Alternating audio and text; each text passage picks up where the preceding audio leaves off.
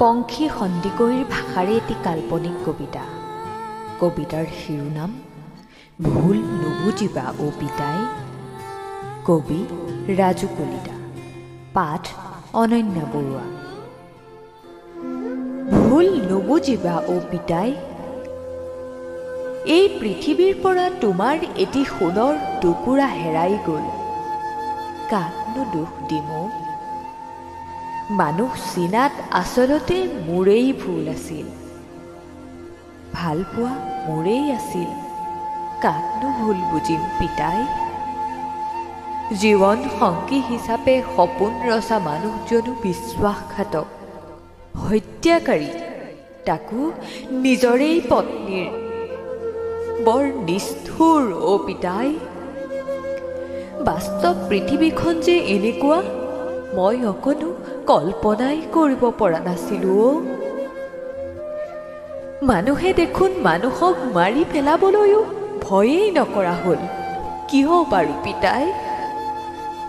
6 মাহৰ আগতে নিজৰ কৰি লোৱা মানুহজনো যে ইমান নিষ্ঠুৰ হ'ব পাৰিব, মোৰ সপোনৰো অগোচৰ আছিল অ পিতাই। কেনেকৈ ইমান নিষ্ঠুৰ হ'ব পাৰে মানুহ? হোমৰ জুইক সাক্ষী কৰি 7 জনম একেলগে থাকিম বুলি কোৱা মানুহজনৰ হাততে মোৰ মৃত্যু লিখা আছিল নে বাৰু পিতাই? দুখ নকৰিবা। শিক্ষক জোঁৱায়ে তোমাৰ ছোৱালীক ৰাণী কৰি ৰখাটো এটি সংলাপ আছিল মাথো। ৰাণী কৰি ৰখাটোতো দূৰৰে কথা, একেবাৰে বিদায়ে দি দিলেও পৃথিৱীৰ পৰা। তুমি ভবাৰ দৰে সহজ সৰল নহয় অ পিতাই।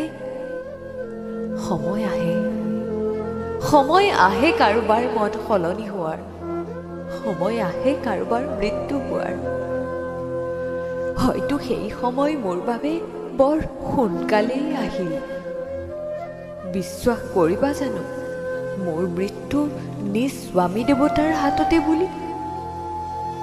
তুমি মোক বেয়া পাই নাথাকিবা পিতাই। মই তোমাক বৰ ভাল পাওঁ। তুমি কুশলে থাকা পিতাই। মই আকৌ আহিম। মোক হত্যা কৰা মানৱ ৰূপী দানৱটোৰ প্ৰতিশোধৰ বাবে আকৌ এদিন মই জন্ম লভিম তোমাৰেই ঔৰসত। ধন্যবাদ।